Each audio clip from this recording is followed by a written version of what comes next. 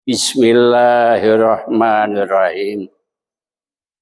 Assalamualaikum warahmatullahi wabarakatuh. Subahul khair, subahus surur. Semoga kita yang hadir, ibu bapak dalam keadaan bahagia lahir batin. Amin. Selamat dalam kehidupan kita sehari-hari. Sebagai awal mukaddimah taklim dan silaturahmi kita masuk dengan surah Al-Fatihah. Semoga Allah selalu melindungi kita dunia akhirat. Ya Allah, bihadihi niyah Al-Fatihah. Bismillahirrahmanirrahim.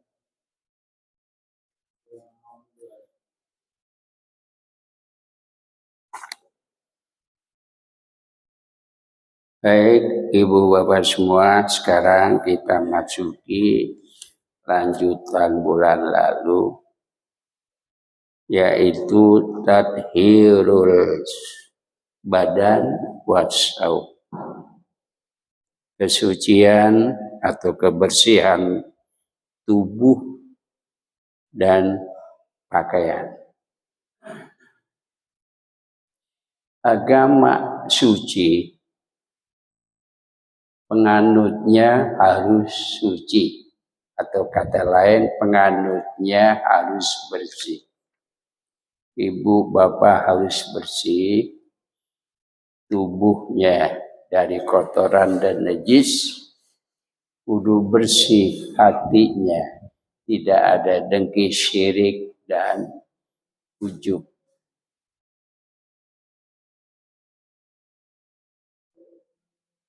Kalau badan ini dikaitkan sebagai ibadah kebersihan tubuh, itulah agama yang sebenarnya begitu.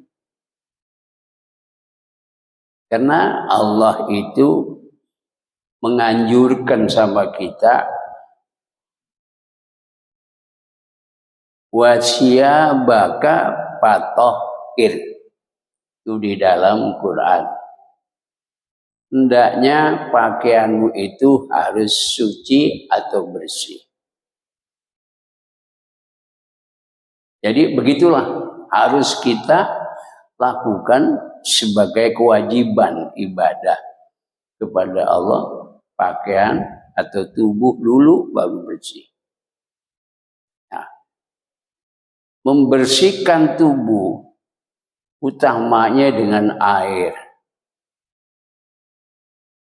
tidak dengan tayamum. Kalau membersihkan tubuh, tidak boleh dengan debu, kecuali pengganti wudhu kalau tidak ada air atau karena larangan dokter karena ada asbab penyakit.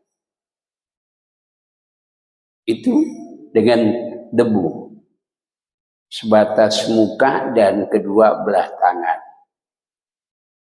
Bagaimana kalau junub? Kan harus mandi. Ya, tayamum juga. Sapu muka dan sapu kedua tangan. Jadi niatnya kalau bahasa kita, saya niat tayamum untuk mengangkat hadas besar. Itu kalau hadas besar. Kalau hadas kecil atau wudhu, saya niat tayamum pengganti wudhu dari sholat. Saya niat tayamum untuk sholat pengganti daripada air. Boleh kata pengganti dikaitkan dengan pengganti daripada air. Itu niat kita. Kalau tidak disebutkan kata gantinya, saya niat tayamum karena Allah. Ya Allah sih tahu. Emang kita lagi dilarang, nggak boleh kena air. faktornya sakit, demam, badan panas, meriang, nggak ada air. Tapi kalau ada air, orang demam atau meriang itu dianjurkan mandi juga, tapi pakai air hangat. Gitu. Karena secara fisika, kalau kita lagi demam, panas badan kita, ditimpa dengan air, pengaruhnya buruk nanti untuk tubuh kita. Orang lagi panas disiram air. Gitu. Ini kalau tubuh, karena tubuh kita ini lentur, bukan besi. Besi panas disiram air, mati. Tapi kalau manusia lagi panas siram air, itu ada pengaruh batin, bagian internis, bagian dalam tubuh kita. Ya. Dari mana itu badan yang dinamakan badan? Ini kalau kita ingin mandi wajib atau mandi sunnah. Nah, mandi wajib dengan mandi sunnah, mengguyurnya, menggosoknya tubuh dengan itu sama, cuma yang membedakan niat. Kalau mandi sunnah seperti subuh, kita ini hari Jumat, subuh kita disunahkan mandi. Atau paling tidak mau berangkat Jumatan, sunnah mandi dengan niat nawaitul ghusla li huduril Jum'ah, kalau mau datang Jumatan. Tapi kalau waktunya awal pagi hari, nawaitul ghusla li yaumil Jum'ah, ini sunnatan lillahi ta'ala. Itu saya niat mandi hari Jumat sunnah karena Allah. Ada lagi ulama yang lebih mengatakan lebih afdol kalau kita itu mandi hadas besar Jumat pagi setelah malamnya kita mengadakan reaksi biologis. Ya. Kalau kita memiliki reaksi biologis, itu yang paling unggul hubungannya itu jam 3, setengah 4 atau jam 4 itu paling unggul. Kenapa unggulnya? Rasa nikmat yang melebihi dari jam-jam sebelumnya. Jadi lebih unggul nikmatnya. Yaitu sekitar jam 3, setengah 4, jam 4. Paling tidak situ. Langsung kita mandi, ngambil wudhu, tinggal nunggu sholat subuh sebelumnya kita tahajud. Begitu. Mengenai badan, yang disebut bersih itu bukan hanya kita disirami atau mandi dengan air bersih, tapi pengertian di sini juga adalah bersih dari aroma yang enggak sedap dalam tubuh kita. Satu. Kedua, kotoran-kotoran fisik yang mudah melekat. Itu nanti ya dicukur. Ibu bapak harus syukur. Pertama, setiap Kamis sore itu kuku. Setiap Kamis sore kuku. Sunnahnya begitu. Diawali dari kanan kelingking sampai telunjuk, pindah ke kiri kelingking. Nanti jempol kiri, terakhir jempol kanan. Jadi awal kanan, akhirnya kanan. Nah itu setiap Kemis sore habis asar. Nah, kalau bagian sini ketiak itu selama paling cepat 3 minggu, paling cepat, paling lambat sebulan. Harus dibersihkan. Laki terutama ini yang suka nggak menghiraukan kebersihan ketiak. Karena kebersihan ketiak kalau kita tidak memeliharanya, nanti akan keluar, akan lahir aroma-aroma yang nggak sedap. Apalagi orangnya takut air, jarang mandi, kerja berat.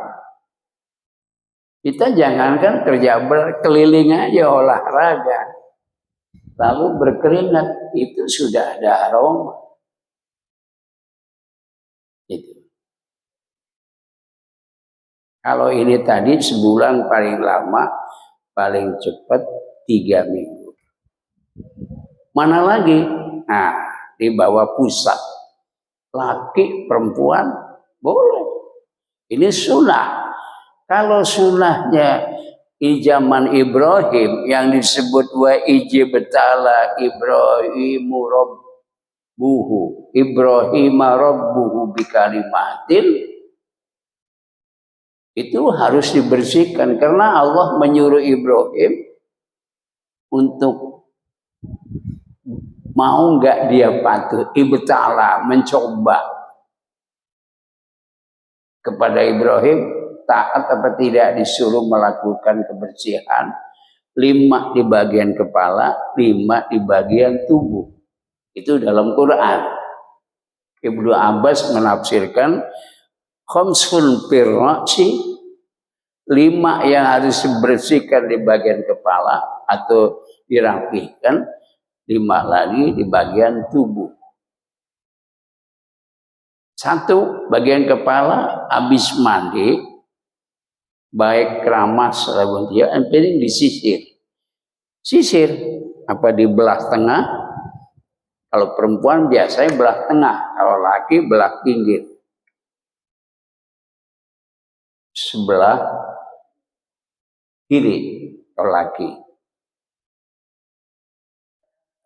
Nah, yang kedua bagian kepala itu, nah, yaitu apa?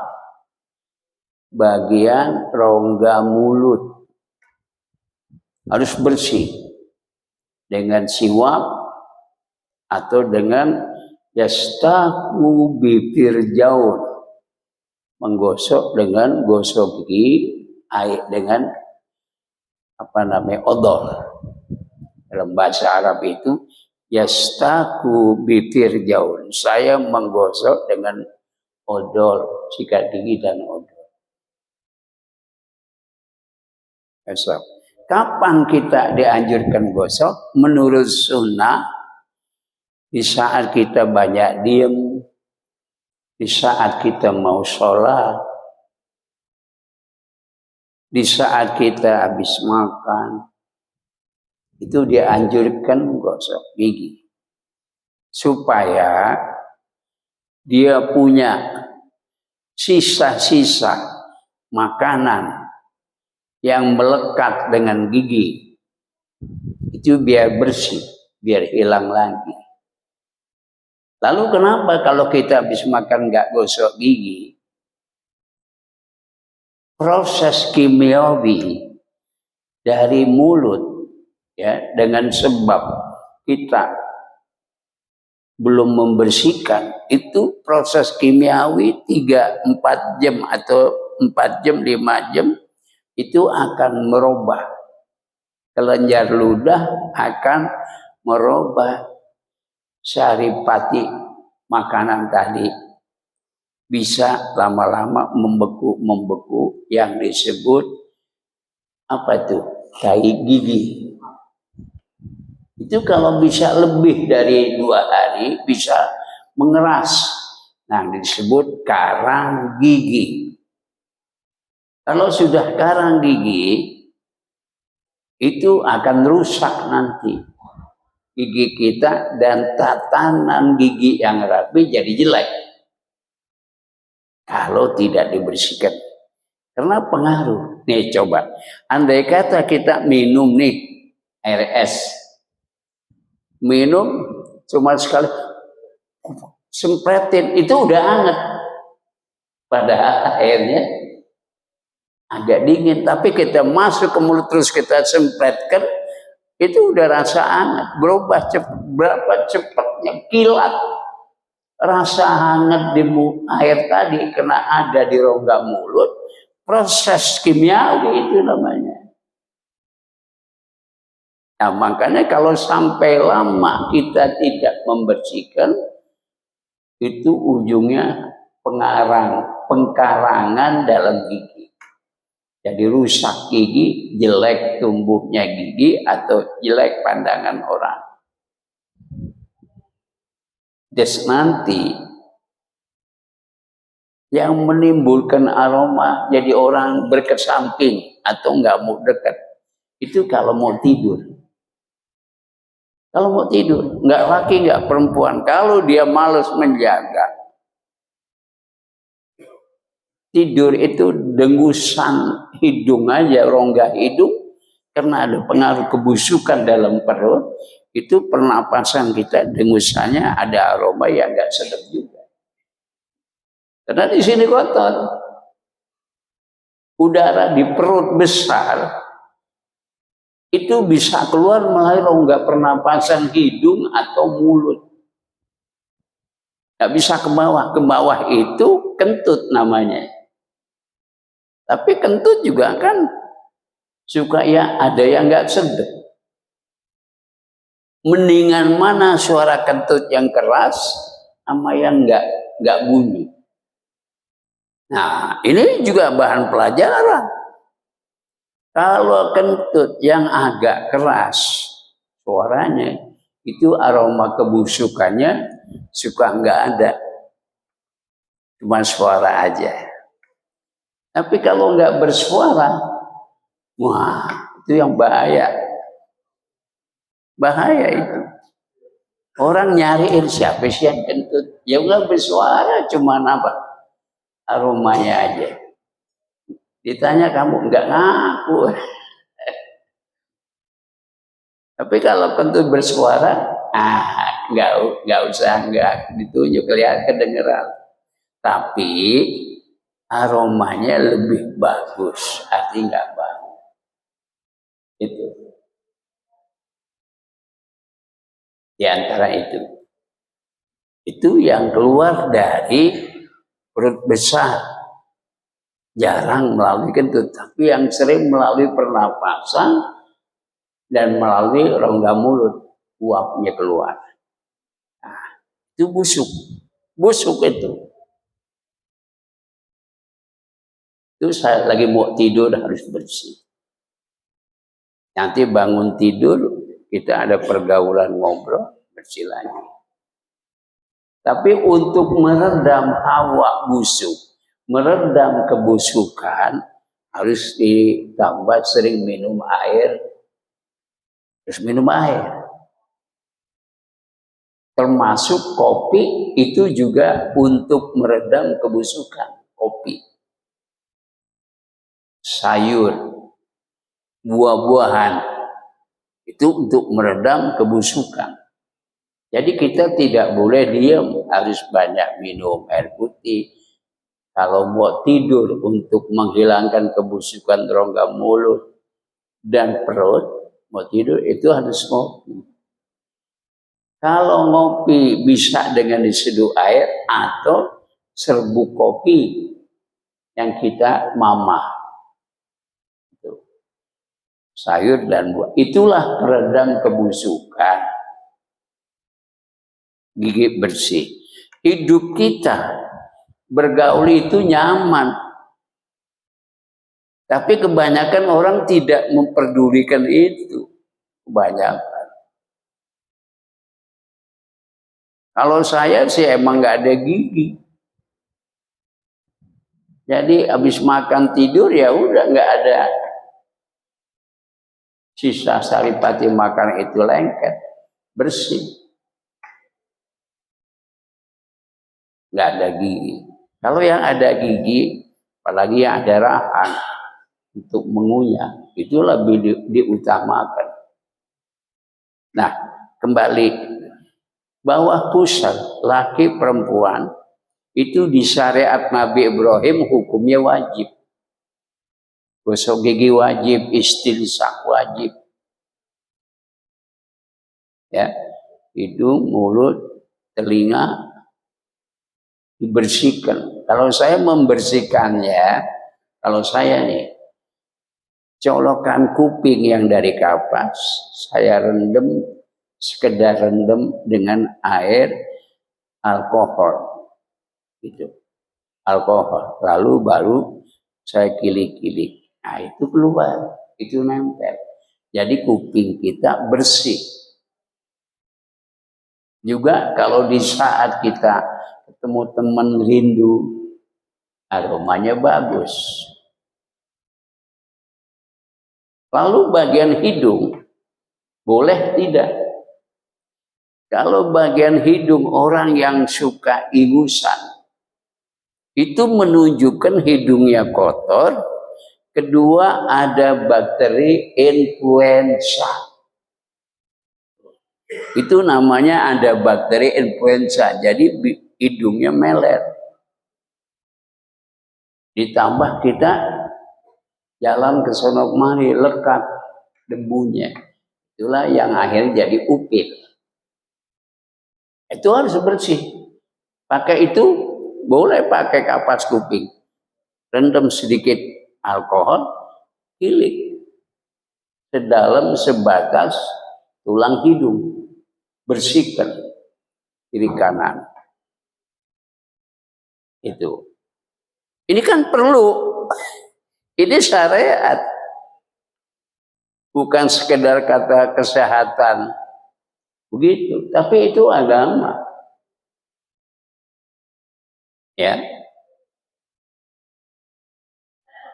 Terus laki-laki nih yang terutama, kalau ada bulu hidung yang nongol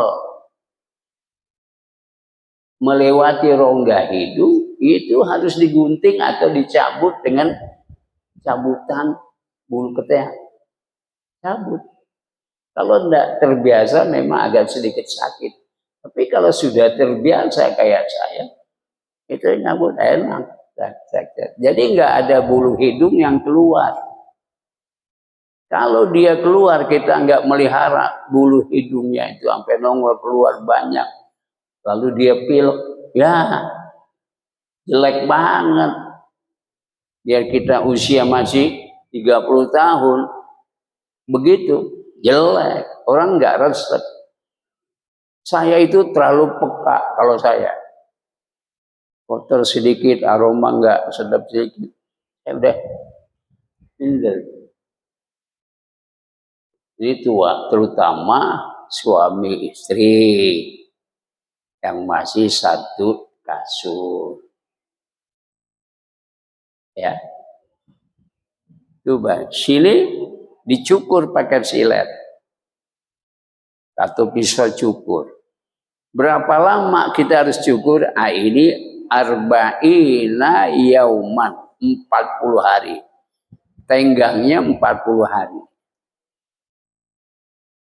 Nah, nanti setelah kita cukur, cukuran pertama ditunggu sampai hari kelima, keenam, ketujuh, itu ada proses apa?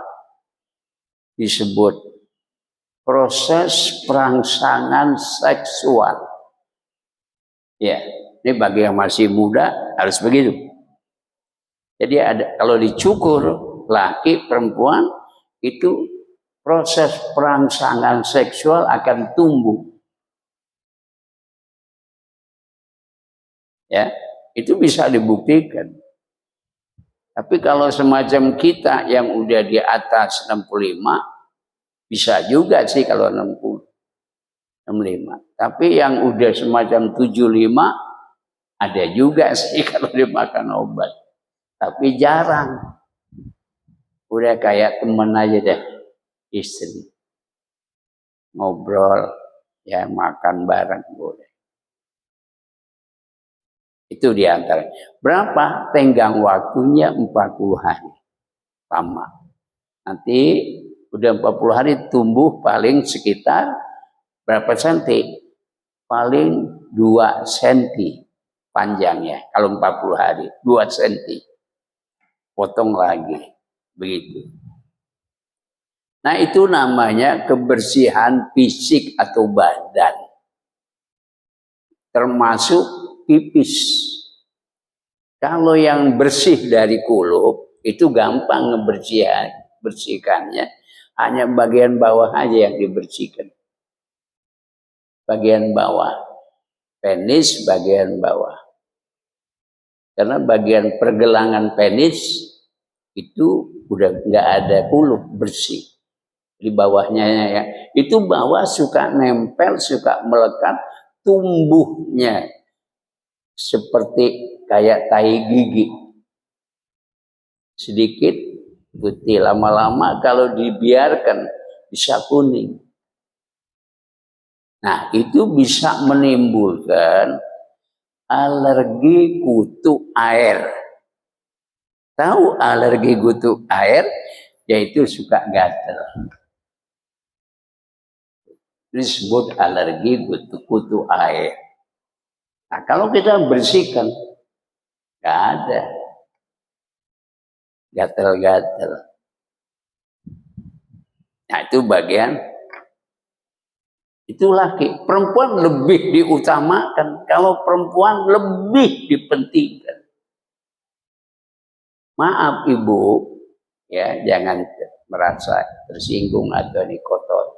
Pikir kalau malam pengan ini memang mesti open, terbuka. Nah sekarang perempuan, dia ada lipetan di sini, kiri kanan ada lipetan. Itu suka nempel, itu suka tumbuh seperti tai gigi.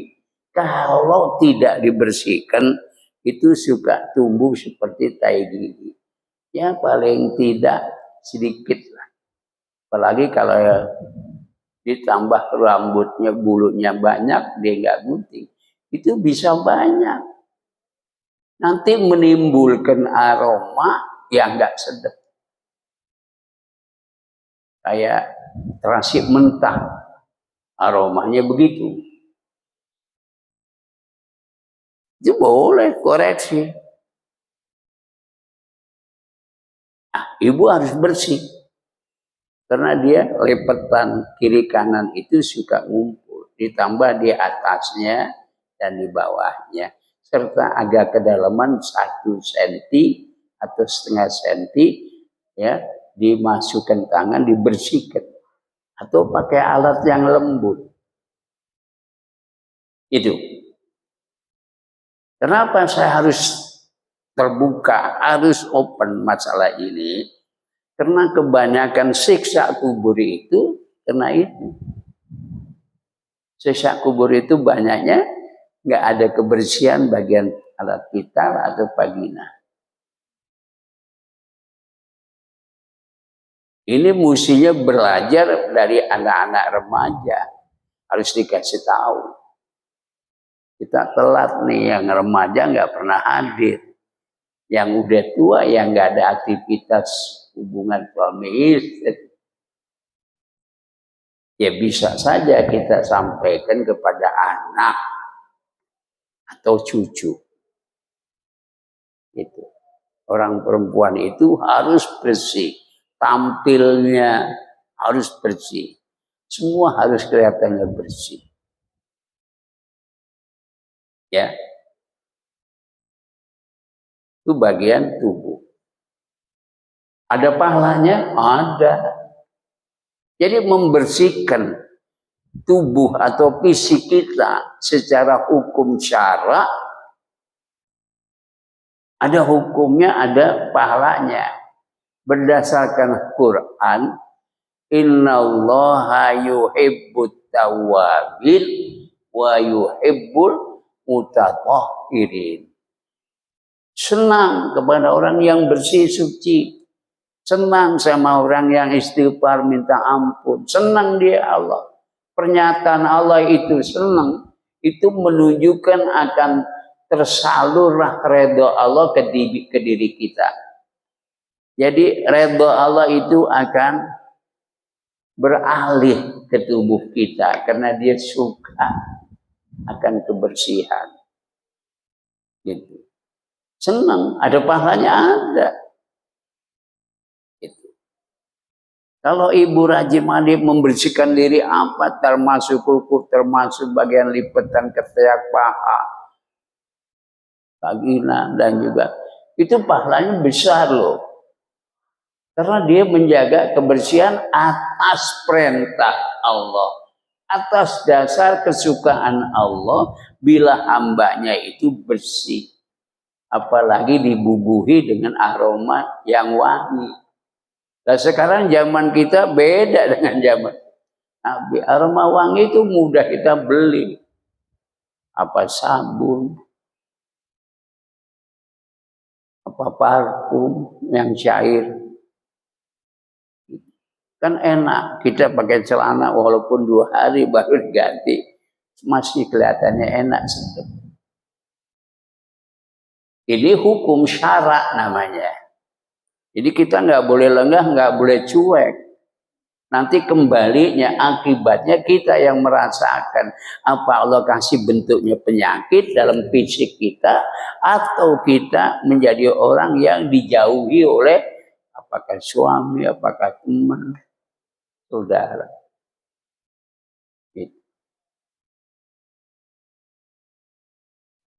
Wasaub yang kedua, pakaian. Pakaian kita jangan sampai berbeda, mau kondangan, mau rekreasi, pakaiannya bersih, rapi, harum, tapi giliran sholat enggak. Sampai mukena seorang ibu itu sampai cetian, rada hitam-hitam di kepala. Karena air belum kering, masih demek udah dipakai.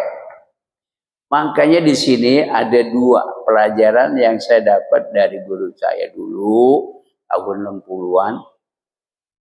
Satu begini, habis mandi atau wudhu, kalau menurut Imam Malik itu harus dilap biar kering. Menurut Imam Malik itu dalam kitab Madzhabul Arba, 4 mazhab. Itu dilap, dikeringkan kepalanya, mukanya, badan. Karena mandinya kita, kalau sudah ada niat sunnah, itu akan merontokkan dosa. Kalau ada niat, kalau nggak ada niat ya nggak ada. Ya. Kemudian lagi, kalau kita itu tadi pakaian kita itu bisa mengundang lekatnya aroma tubuh kita ke baju. Bisa di bagian ketiak, di bagian bawah, dan di bagian leher. Terutama yang disebut BH. Itu harus bersih, ada aroma wangi. Jangan 5 hari baru ganti, enggak dipakai. Jangan. Nanti enggak sedap buat kita dan orang lain. Nah itu. Jadi ada pahalanya. Kalau pakai pakaian rapi, Allah suka. Sukanya kalau kita rapi, bersih, indah. Itu Allah senang. Yang disebut wasiyabaka fatahhir. Pakaianmu hendaklah suci, bersih. Suci itu harus ada kandungan aroma yang enak, yang wangi. Kalau yang disebut suci itu nggak ada noda najis, Itu pengertiannya seperti itu. Nah, itu yang harus dilakukan. Karena kebanyakan orang yang mendapat siksa kubur itu karena ketidakbersihan dalam tubuhnya dan terutama tubuh. Adakah orang wanita yang suka bersihin telinga dengan aroma dengan cairan alkohol? Enggak, kalau nggak dikasih tahu nggak ada. Berapa sih harga alkohol? Murah. Korek kupingnya yang dari kapas juga murah. Dipakai enggak setiap hari pun bersih, enggak lama habis. Artinya habisnya lama. Bisa sebulan. Tapi kalau perempuan jarang yang kita lihat bulu hidungnya keluar. Jarang sekali. Tapi yang lebih banyak orang laki. Udah kumisnya lebat, bulu hidungnya keluar banyak, terus ada jenggotnya panjang, makan bakso, pedes. Udah deh. Ya. Jenggot seberapa panjang? Kalau para sahabat, ya termasuk para ulama al-amilin, jenggot itu 2 cm panjangnya. Bukan panjang sampai 10 cm. 2 cm. Jadi kelihatan bersih, rapi. Penataan diri kitanya rapi.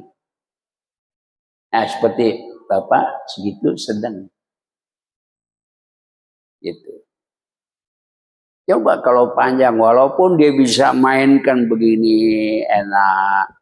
Terus ada mengatakan malaikat gelandulan. Akal orang belum masuk kalau malaikat begandulan di jenggot. Tapi yang ada itu sunnah Rasul yang Nabi pakai. Tapi itu bilang 2 cm panjangnya. Kalau sekarang kan orang hanya paham senang jenggot tapi sampai panjang, sampai 10 cm. Usianya baru 40. Aduh, nggak pantas. Jadi orang berjenggot boleh, tapi disesuaikan dengan usia. Iya, disesuaikan. Yang juga disesuaikan dengan fisik kita ini. Kira-kira pakai jenggot, pantas nggak kalau fisik kita? Ya, montok orang laki, tinggi semampai, pakai jenggot. 3 cm, masih pantas. Tapi kalau kita, kondisi fisik kita kecil, kurus. Ya, kecil, kurus. Pakai jenggot panjang. Sesuai enggak? Enggak. Itu namanya menggunakan tapi tidak bisa menata dirinya. Ya, itu. Nah, jadi pakaian pun wasya bakah fatahir, itu dalil Quran. Hendaknya pakaianmu bersihkan. Gitu. Berikutnya, as-saubu wal badanu iza asobat huma najasatun yajibu ghusluhuma bil ma hatta tajula anhuma. Pakaian dan badan bila terkena najis wajib membersihkannya atau mencuci dengan air sampai hilang. Kan kalau wajib definisinya dikerjain pahala, nggak dikerjain dosa. Artinya kalau orang pakaian badannya kotor, bau amis atau itu apa? Dia meninggalkan kewajiban. Ada dosa, dia namanya orang kotor, dia dosa. Ibu kotor, bapak kotor, nggak bisa merapikan tubuh. Dosa, dosa. Itu kata wajib dikerjakan pahala, ditinggalkan dosa. Maka di sini yajibu ghusluhuma bil ma. Wajib membersihkan pakaian dan tubuh dengan air hatta tajula anhuma, sampai najis yang di baju atau baju dan badan itu hilang najisnya. In kanat muri'atan, jika memang najis itu nampak kadami, seperti darah. Darah kan nampak. Najis kalau nampak bersihkan. Itu. Kecuali kena najis, zat najis itu enggak ada tapi udah lama. Jadi najisnya hukmiyah berubah. Yang mutawassithah jadi hukmiyah, cukup dengan digeser karena air bersih. Tapi kalau masih mutawassit, dia zatnya harus hilang. Zatnya harus hilang, terus dibersihkan sampai hilang 3 sifat. Warnanya ada enggak? Baunya, rupanya. Itu. Kemudian lagi, fa in baqiya ba'dal gusli asarun yasyukku jawaluhu, jika masih ada sisa setelah dicuci, ya, ada bekasnya, susah dihilangkannya, seperti tato. Tato kan hilanginnya susah. Waktu dia menggunakan tato, dia nggak ngerti agama. Tetapi setelah dia pelajari, dia, aduh bagaimana nih saya mau sholat, uduk saya, hadas besar saya, ada tato. Susah dihilangkan, mudarat pada fisik. Udahlah, tobat sama Allah, mandi deh. Gitu. Yang penting kan jiwa. Yang penting itu jiwa.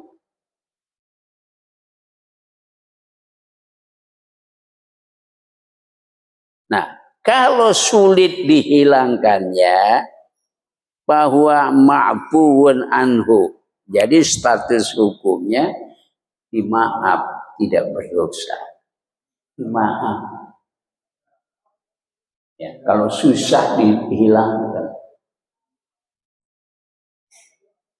Itu. Kemudian,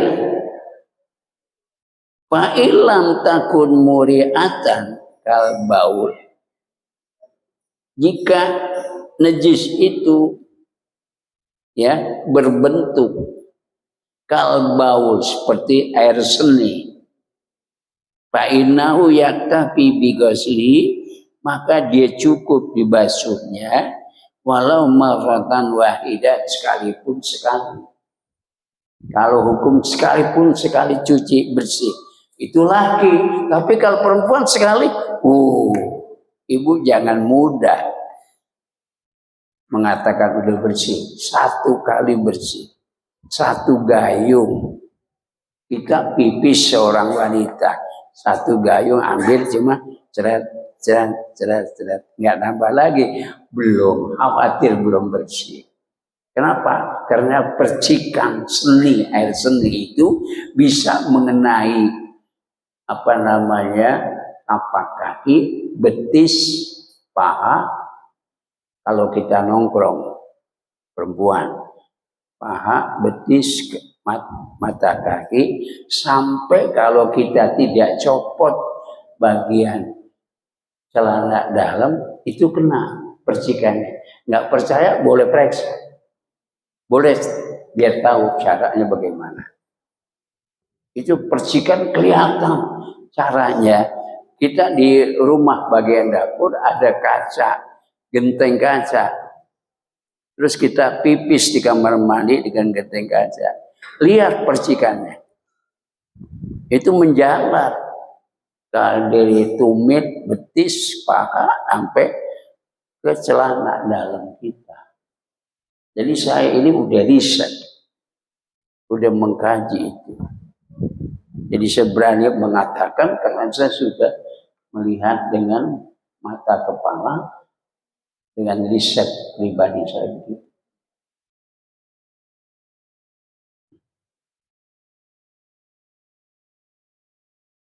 Ba'an Asma bintu Abi Bakar.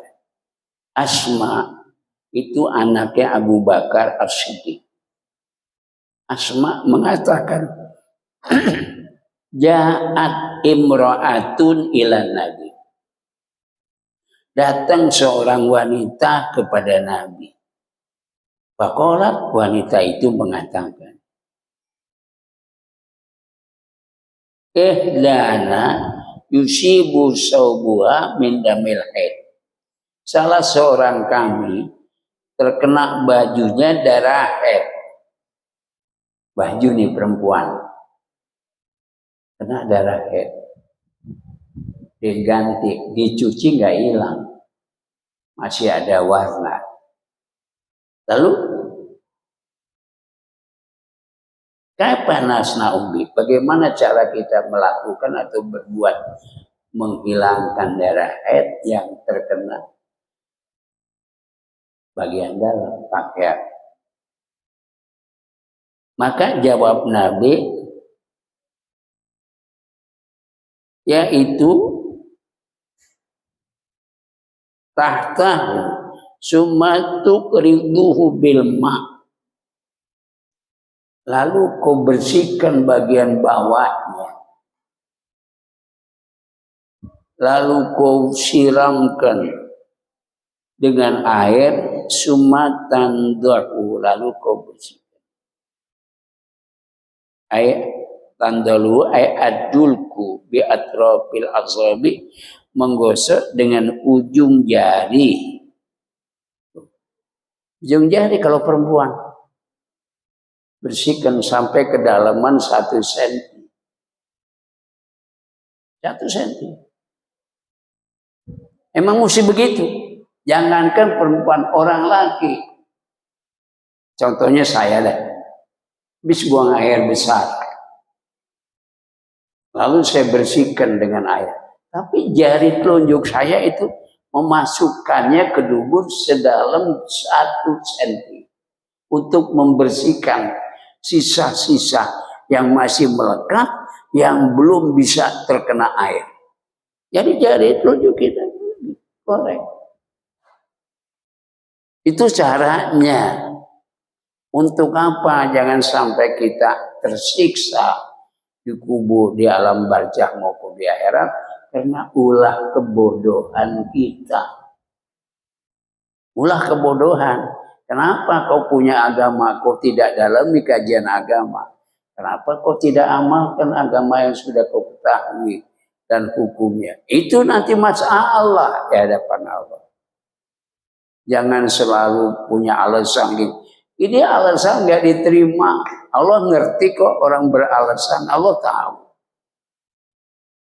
bahwa kita itu kizib, pendusta. Alasan-alasan itu dia sama dengan mendustai dirinya.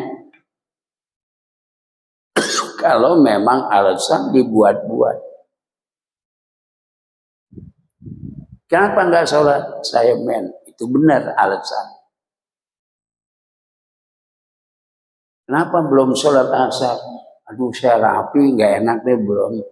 Saya dadan rapi, pakaian bedak. Salah dia. Salah, dosa. Ninggalkan sholat sengaja karena dia rapi dengan make up. Dosanya besar. Jadi seorang wanita harus tahu. Pakaian jangan terlalu bergelimang dengan kerapian sehingga kita susah untuk wudhu. Daripada nanti kita kena siksaan di akhirat yang berlebihan. Itu yang ibu harus takut. Tapi ini kan yang udah ibu masuk 50 tahun, ngerti takut. Tapi kalau remaja putri, mana ngerti arti takut dari siksaan itu. Yang selalu dia bawa bukan ilmu, HP. Yang dilihat selalu HP. Sampai ada yang buang air pun bawa HP. atau melihat YouTube atau melihat WA sampai di WC. Quran nggak sama sekali dilihat, na'udzubillah. Itu yang terjadi zaman HP sekarang begitu. Oh, udah di masjid aja masih main HP. Khotib lagi khutbah masih main HP. Ini karena kebodohan. Jadi jangan dianggap dia itu dimaaf. Enggak dimaaf karena kebodohan sengaja. Orang yang kena bodoh sengaja itu dosanya besar. Ketimbang orang yang bodoh tapi sengaja seperti mu'alaf baru masuk Islam. Orang mu'alaf jangan disuruh sholat. Jangan. Ini sahabat juga nanti pikirannya kemana-mana, nggak ngerti. Orang mu'alaf yang baru paham Islam, masuk Islam, itu yang diajarkan dahulu tauhid. Untuk dia kenal siapa yang dia sembah. Kedua, syariat, ajarin apa itu air najis, air buta najis, air mustakmal, air suci menyuci. Kasih tahu dia. Terus bagaimana cara menggunakan air kalau wudhu. Terus kalau mandi hadas dari air, nipas bagaimana niatnya. Itu dulu pelajarin dia dalam. Baru dia boleh sholat. Selama dia belum sholat, baru masuk Islam kena belajar, dia nggak dosa. Kecuali nggak belajar, cuman ikut-ikutan sholatnya, pahamnya nggak ngerti, ada rusak. Rusak. Artinya kita akan membawa dosa. Wahum yahmiluna auzarahum. Mereka memikul dosanya. Memikul dosa. Dosa dipikul. Itu nanti bisa berbentuk fisik dosa itu. Di sana, kalau di sini abstrak, ada tapi abstrak. Ada tapi enggak kelihatan. Makanya anak muda bilang, dosa enggak kelihatan ini. Kalau kelihatan, lu beban dalam hidup berat bawa dosa. Emang dosa itu enteng. Dosa ngomong salah. Allah punya anak aja. Ini kaburat kalimatan takhruju min afwahihim iyaquluna ila kadiba. Tukang bohong, tukang ngomongan palsu, ini keluar dari mulutnya busuk nanti. Allah yang bilang, tukang dusta. Menyatakan Allah punya anak. Keluar dari rongga mulut itu busuk. Itu busuk dosa. Kalau dibandingkan dengan busuknya air kotoran comberan yang ada di situ, kotoran manusia beraduk warna hitam, itu jijik busuk, lebih busuk dosa manusia. Makanya perlu kita takut, jangan sampai. Kemudian lalu sumatu solibihi, kalau sudah kau bersihkan, kau mandi dari hadas besar karena habis men, ya harus sholat. Nah sekarang nih ibu harus tahu, tolong ngadep ke sini dengerin satu. Tanggal berapa kita datang men? Andai kata datang mennya tanggal 1, jam berapa? Nah gitu. Jam Zohor baru sembahyang datang men, ya jam 1. Nanti masak keringnya berapa hari? Bisa sehari semalam, bisa seminggu, bisa 14 hari. Lebih 14 hari penyakit. Namanya istihadah. Nah sekarang tuh tadi tanggal 1. Biasa umumnya ibu bersih, suci itu 5 ditaruh 6 hari. Berarti tanggal 6. Gitu. Lalu sucinya kapan? Zohor juga, tapi belum lagi nggak sholat kan? Suci Zohor. Jam berapa Zohornya? Jam 2. maka ibu wajib mandi tunaikan sholat zuhur.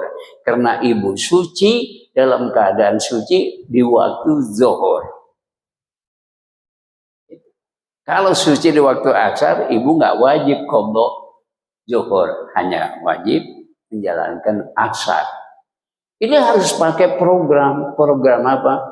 Penataan harus pakai cara-cara tanggal, jam berapa, di apa masih ada waktu apa di luar waktu.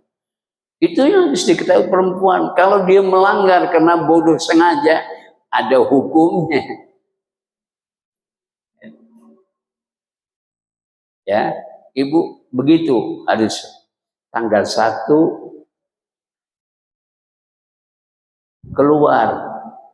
keluarnya taruh deh pukul 11. Wah, men. Ibu harus berdoa. Apa doanya? Alhamdulillah ala kulli hal. Ditambahkan wa astaghfirullahaladzim min kulli dan bi.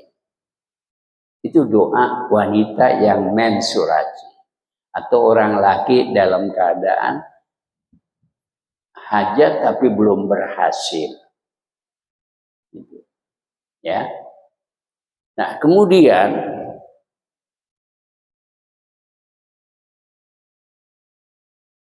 lalu dia sholat kalau udah bersih. Jadi selama dia bersihnya waktu sholat masih ada, ibu cepat mandi. Cuman begini, sebelum mandi ibu periksa dulu dengan kapas. Bagaimana warna mennya dia kering.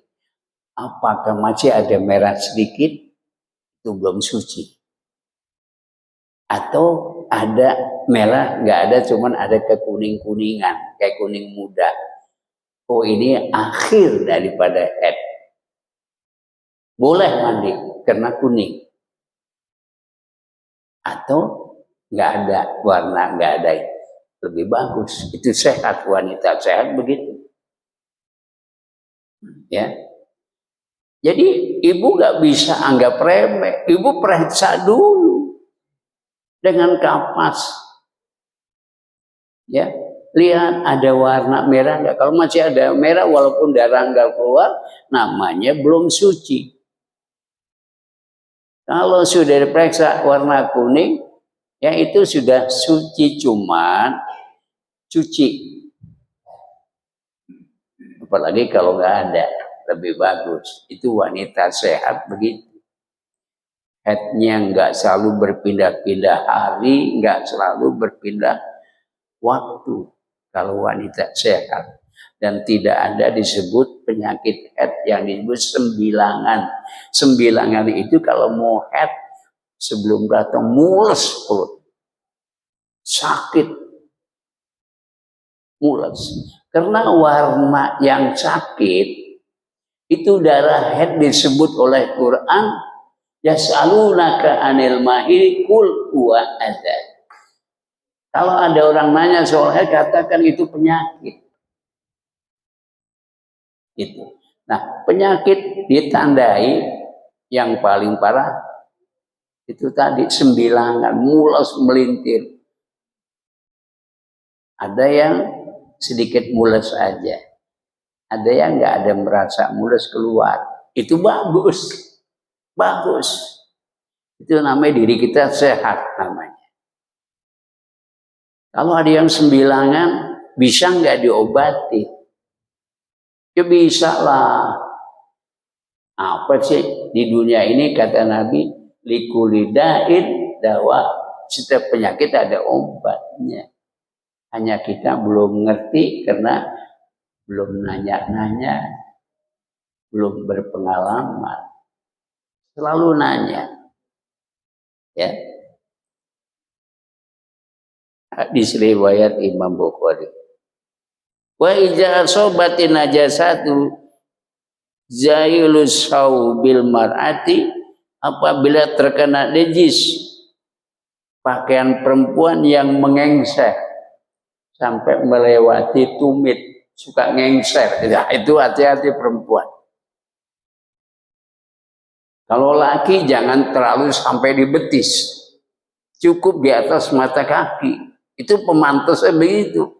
Tapi kalau kita menggunakan ya dengan pakai yang terlalu betis, itu nggak pantas dilihat. Orang laki kerja begitu, itu nggak bisa memantaskan diri. Kenapa itu digunakan saat sebatas betis? Karena zaman dulu itu belum ada asfalisasi, belum ada betonisasi. Yang ada jalan becek, nyeplok. Jadi kalau kita pakai begitu, nanti kena. Nah kalau tinggian, sekarang kan zamannya nggak becek. Apa harus masih pendek juga? Jadi kita harus bisa mengukur situasi dan kondisi. Harus ngerti, karena fikih itu lihat dulu situasinya. Kalau di zaman Nabi susah air, boleh diisi pakai batu. Karena kondisinya nggak punya air. Kenapa harus pakai batu? Kenapa harus pakai tisu? Ini zamannya bukan zaman dulu. Sekarang air kita lebih banyak.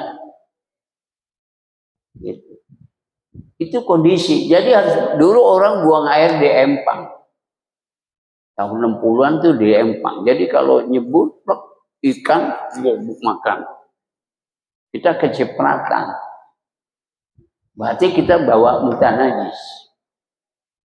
Kedua, ikan yang disuguhkan oleh kotoran manusia dikasih anak, maka anak itu akan gampang jadi orang bodoh.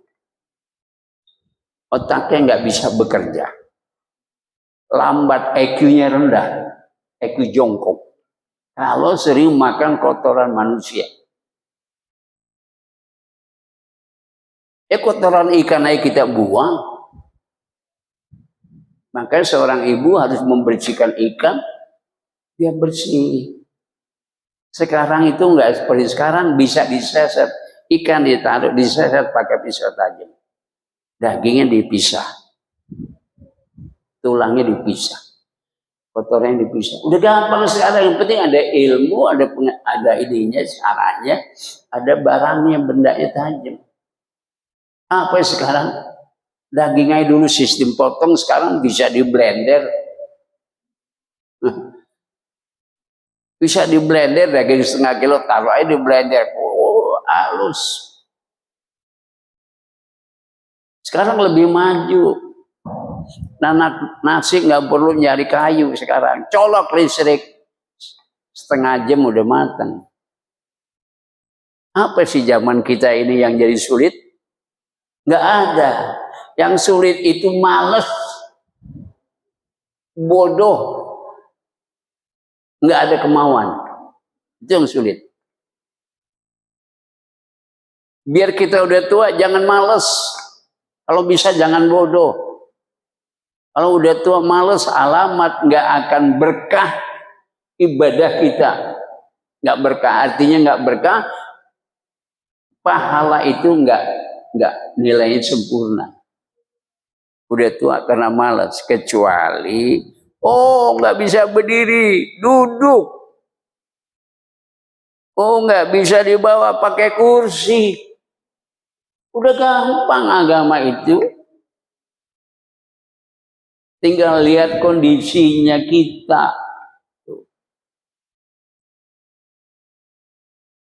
Ya, jadi hati-hati pakai celana di atas tumit lah yang pantas.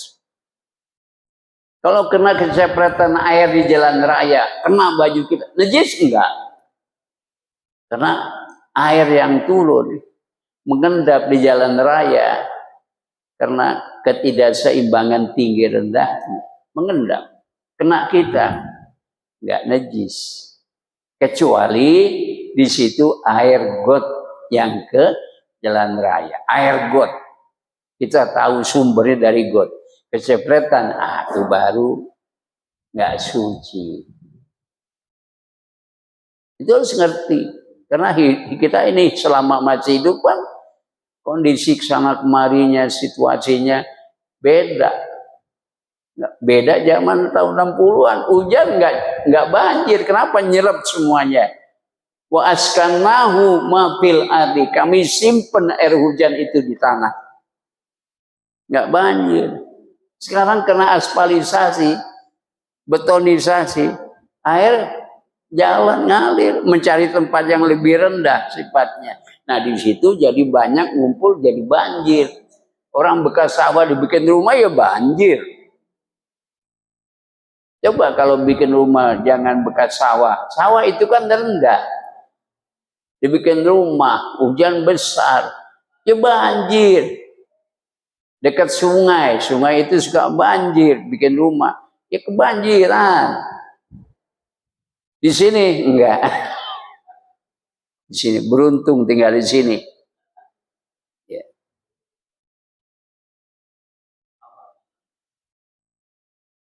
Lima ruwiya anak imra'atan qalat li Ummi Salma. Ada seorang wanita bicara kepada Ummu Salma. Dia bilang apa? Ini utilu jaili. Aku ini agak ngengser. Apa? Rok panjang. Kalau bahasa kita sekarang. Wa amsi fil makanil qadar. Dan kemarin aku berjalan di satu tempat yang agak kotor. Tempat yang agak kotor. Lihat, kotor sama najis agak beda pemahamannya. Kotor warnanya keruh. Kita biasa sebut kotor. Tapi belum tentu najis. Belum tentu. Ada najis. Ya najis. Emang kita tahu itu ada kotoran yang najis. Bisa dibersihkan dengan air. Gitu. Lalu faqalat laha, berkata si perempuan tadi kepada Ummu Salma. Dia bilang, gola Rasul. Rasul pernah bicara, yathuru yutahhiruhu ma ba'dahu. Awalnya itu suci bersih. Ya. Awalnya itu suci bersih. Kalau memang asluhu bersih, ya tinggal dibersihin aja. Jadi nggak perlu, kalau kecuali zaman Bani Israel. Oh kena najis ya digunting.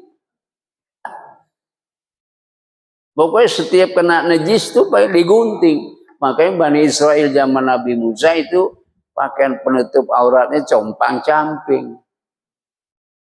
Itu. Kedua, jadi kelihatannya nggak bersih, nggak apa, rambut nggak dipotong, nggak ditata. Iya, jadi melihat orang laki perempuan Bani Israel itu benci. Jadi dia banyak selingkuh pada orang laki yang bersih. Nah, itulah kajian kita. Nanti insya Allah kalau saya masih ada umur, kita lanjutin judulnya Tathirul Ardi. Yang dikatakan tanah itu suci bagaimana? Apa fungsi tanah tadi? Bagaimana melihat tanah itu suci? Nah itu harus paham. Karena orang kan kalau secara total, secara ini tanah memang suci. Tapi kita harus lihat dulu di mana dia nih tanah tadi adanya. Nah itu kita kaji nanti ya. Nah, sampai di Tathirul Ardi, sucinya kita punya tanah lahan. Begitu. Doa dulu ya. Takut ada ibu yang mau minum, mau makan. Saya dengar ibu masak nasi kebuli, apa benar? Kalau nasi kebuli saya malah lagi kosong perut saya. Bismillahirrahmanirrahim. Rabbil alamin. Sallallahu alaihi Muhammad. Ya Allah, ya Rahman, ya Rahim. Engkau Tuhan kami yang Maha Esa, yang Maha Suci, yang dekat, yang mendengar, melihat, dan menilai. Hamba ingin dengan rahmat karuniamu, ampunilah ya Allah bila ada dosa-dosa kami pada menjelang akhir umur kami yang sekian. Ampuni ya Allah dosa kami. Berilah kami selalu sehat, jauh penyakit, jauh bala, jauh fitnah, jauh dari segala cobaan yang berat dalam kehidupan kami. Berkati umur usaha kami, mudahkan urusan dunia dan akhirat kami. Kirimkan karunia dan rezekimu ya Allah. Mudahkanlah dan wafatkan kami kelak dalam husnul khatimah. Ya Rabb, alaika tawakkalna wa ilaika nabiyyu wa ilaikal masir, anta waliyuna fid dunya wal akhirah. Tawaffana musliman hikna salihin wa sallallahu alaihi wasallam. Alhamdulillahirabbil alamin. Ada makam ya?